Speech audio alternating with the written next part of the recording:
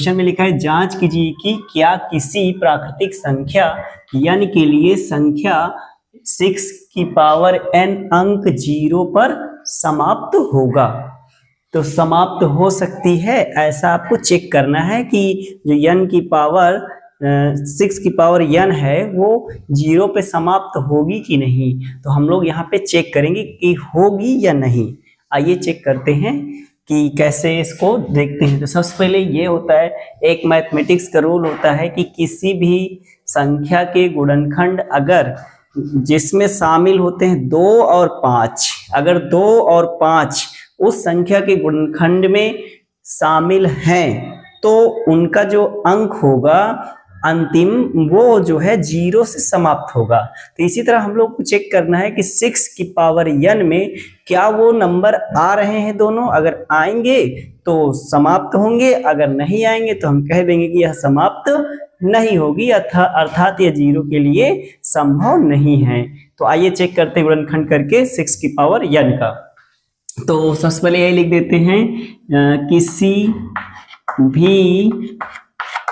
किसी भी संख्या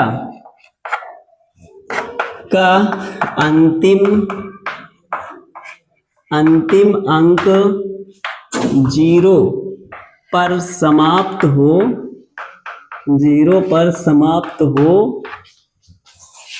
इसके लिए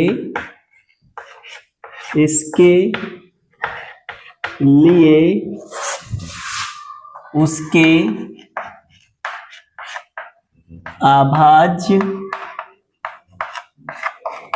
गुणनखंड में 2 मतलब 10 होना चाहिए, यानी 2 गुणे 5 भी हो फिर भी वह संख्या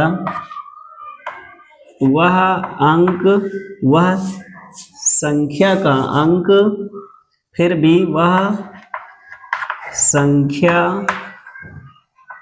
का अंक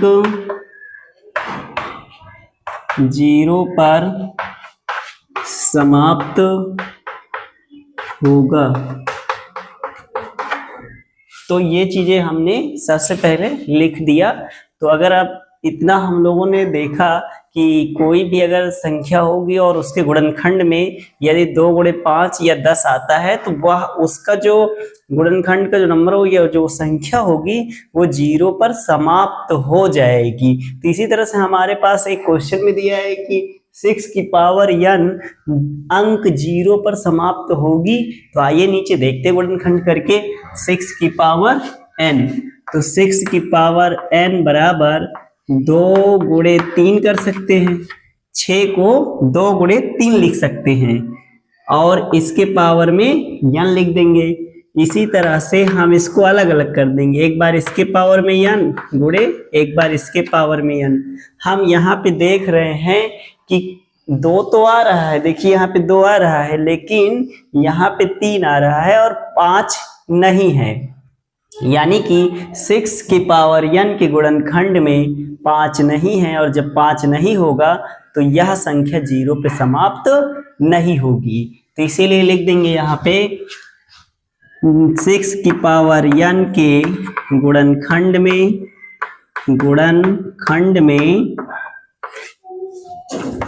2 गुणे मतलब इसमें 5 नहीं है, 5 नहीं है, इसलिए 6 की पावर n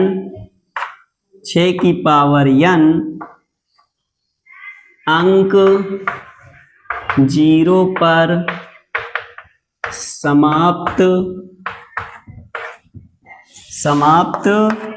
नहीं होगी।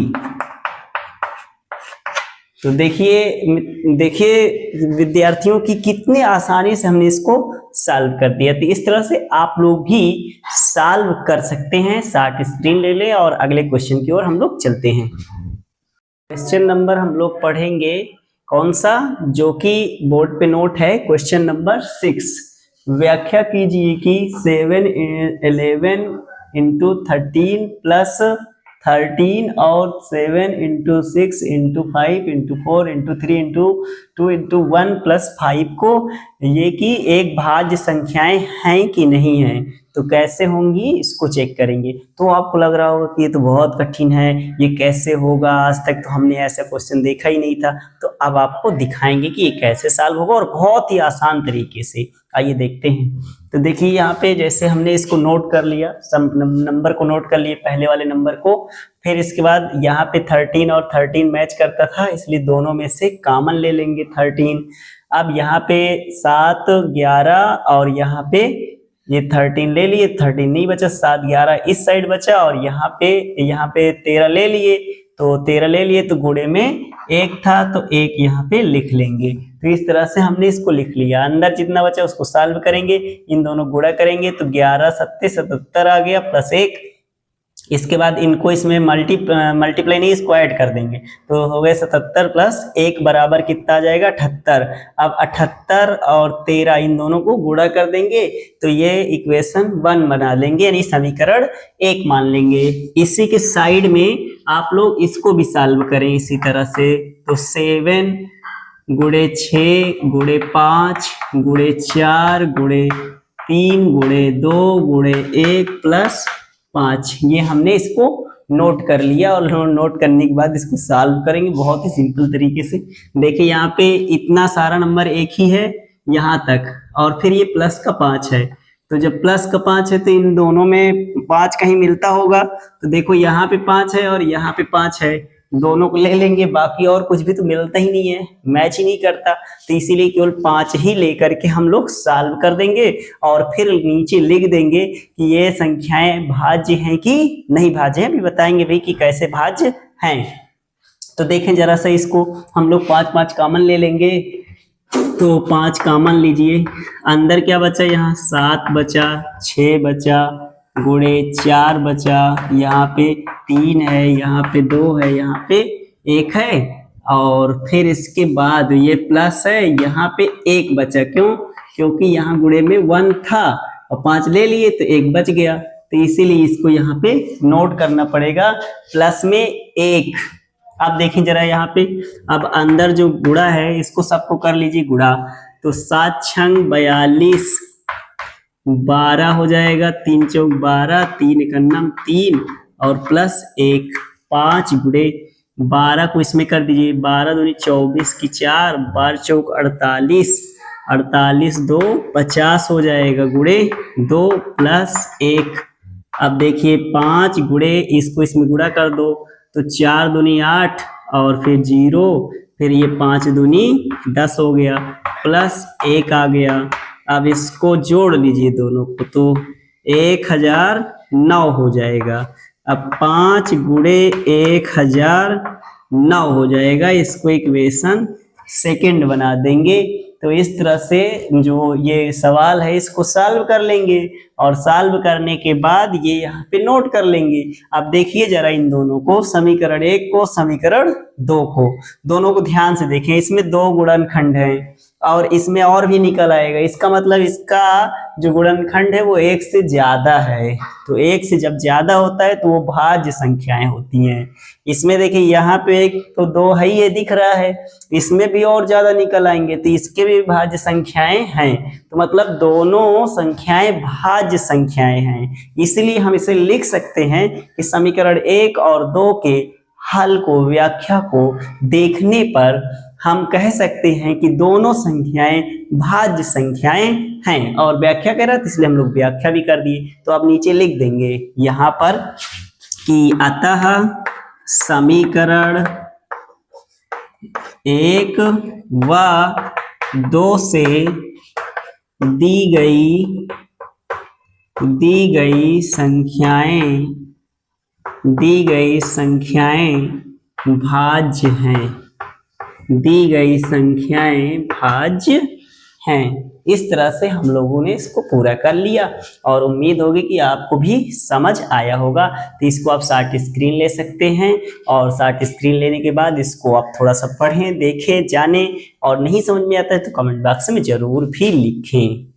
प्रश्न नंबर 7, इस पे ये लिखा हुआ है कि किसी खेल, इसको देख ले, यहाँ पे लिखा हुआ है, ध्यान से देख लें कि यहाँ पे लिखा हुआ है ये क्वेश्चन, इसको मैं पढ़ के बताता हूँ।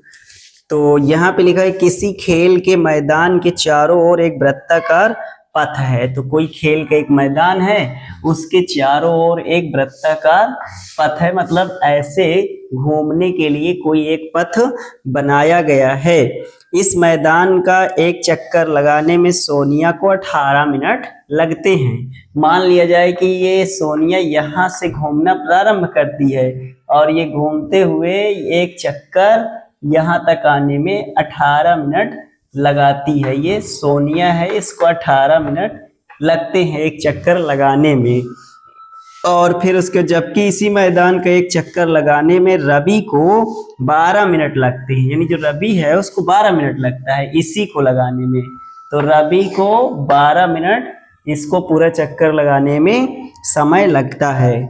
तो इस तरह से बोल रहा है कि कितने समय बाद वे पुनः प्रारंभिक स्थान पर आ जाएंगे, यानी वो घूम घमा के फिर से उस स्थान पे कितने समय बाद आएंगे। तो बिल्कुल सिंपल है बच्चों। इस तरह के क्वेश्चन में जब भी ऐसे पूछे पुनः या प्रारंभ में, तो आप इसमें एलसीएम निकाला करिए, यानी कि आपको लासा निकाल देनी है और सवाल सॉल्व हो जाएगा। तो इसीलिए हम लोग लिखेंगे यहाँ सोनिया, जो सोनिया थी है ना, वो पथ का एक चक्कर, पथ का एक चक्कर,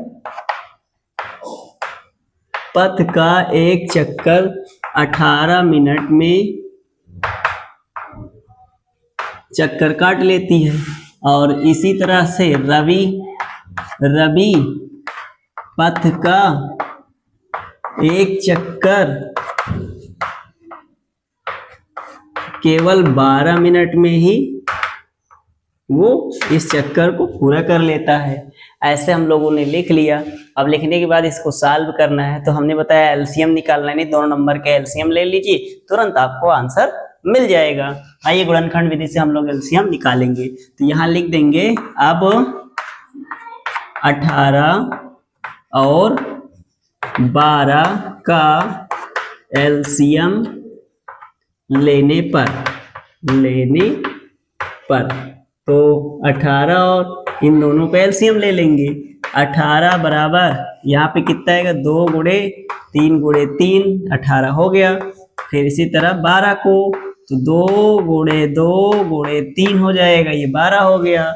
इन दोनों को हम लोगों ने काट लिया। कहाँ काटेंगे, इस साइड बगल में 18 को और 12 को। तो 2 से काटेंगे, 2 9 18, 2 3 त्रिक 9, 3 1 9 3, 2 6 12, 2 3 6 और 3 1 9 3। इस तरह से हम लोग क्या करेंगे, इसको निकाल लेंगे और निकालने के बाद फिर देखेंगे कि इसमें कौन कौन सा मिलता है उसको भी लेते हैं और कौन सा नहीं मिलता उसको भी लेते हैं। इसके पहले हमने एलसीएम और एचसीएफ आपको पढ़ाया है, जाके आप उस वीडियो को देख सकते हैं, पार्ट 1, पार्ट 2, पार्ट 3। अब ये पार्ट 4 है जो कि 1.1 का है। तो आइए देखते हैं इसको कैसे निकालते हैं। तो यहाँ पे देखिए जरा, 3 3 मैच करता है। पहले यहाँ 2 2 मिलता है तो 2 लिख लेंगे, इन दोनों में से 2 लिख देंगे और इन दोनों में से एक 3 लिख लेंगे।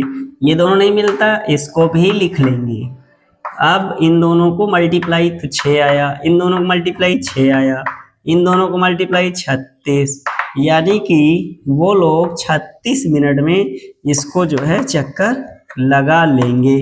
तो वो पुनः उसी स्थान पर 36 मिनट में आकर यहाँ मिलेंगे, फिर से मिल जाएंगे। 36 मिनट बाद फिर मिल जाएंगे। एक 18 मिनट में दौड़ा था, एक तो 12 मिनट में दौड़ा था। तो इस तरह से बच्चों ये आंसर हो गया आपका और थैंक यू। इसके साथ साथ हम लोगों का जो ये चैप्टर था वो समाप्त हो गया। क्या चीज, 1.1। हम लोग नेक्स्ट वीडियो में 1.2 को अच्छे से समझेंगे और उसे सॉल्व भी करेंगे।